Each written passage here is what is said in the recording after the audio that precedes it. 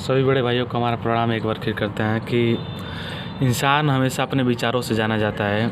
इंसान किस प्रकार के विचार रखता है ये उसी पर निर्भर करता है, और कैसा विचार वो फॉलो करता है, इमिटेट करता है, वो सब टोटल उसके फॉलो करने पर विचार पे मतलब सहमति होती है कि वो कहाँ से कहाँ तक सोच सकता है।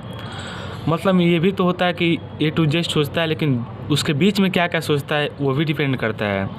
जैसे हम ज़्यादातर देखते हैं ऐसे माहौल में आदमी जो पले बड़े हैं, जो अपने आप को खुद ही ट्रीट कर लेते हैं या खुद ही फॉलो करने लगते हैं, तो वो ठीक है मेरे भाई। लेकिन अगर हम कभी कभी मजाक में किसी आदमी को कह देते हैं कि तू गधा है, तो आप गधे नहीं होते हैं, लेकिन आप बाद में फिर सोचते हैं कि अबे उसने हमें तो गधा बोला, तो फिर आप तब गधे बन गए। आप तब तक नहीं थे। अभी जब आप अपने आप को फॉलो करने लगे कि उसने मुझे गधा कहा, तो फिर अब आप गधे बने। इसलिए अपने विचारों से खुद सहमत रहिए। और हाँ, विचार लेना है तो अपने सगे संबंधी, अपने परिवारजनों से विचार लीजिए।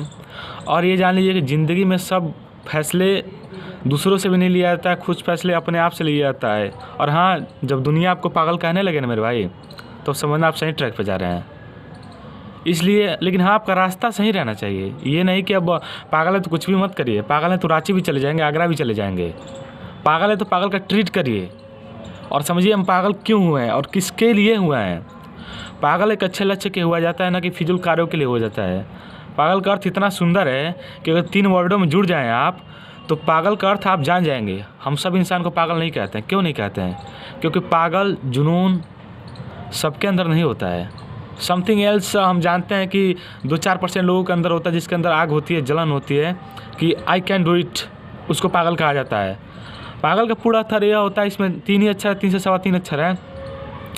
प से पाने वाला, प से पाने वाला, ग से गतिशील, ग से गतिशील और ल से लक्ष्य। यानी कि आपके अंदर वो जुनून रहना चाहिए, आपके अंदर वो गति रहनी चाहिए, मोशंस रहनी चाहिए। लक्ष्य को प्राप्त करने के अंदर एक जुनून होना चाहिए कि सुबह 5 बजे अलार्म ज़रूरत ना पड़े, आप खुद उठ जाएं। लेकिन यहाँ तो अलार्म को स्नूज कर दिया जाता है और सो जाया जाता है। एक बार 2 बार हम भी कर चुके हैं, लेकिन अब खुद को ट्रीट करने के लिए हम खुद को पहले खुद को मोटिवेट करते हैं। क्योंकि जब आपसे हम कई बार समझा चुके हैं कि खुद से बड़ा कोई मोटिवेटर नहीं होता है।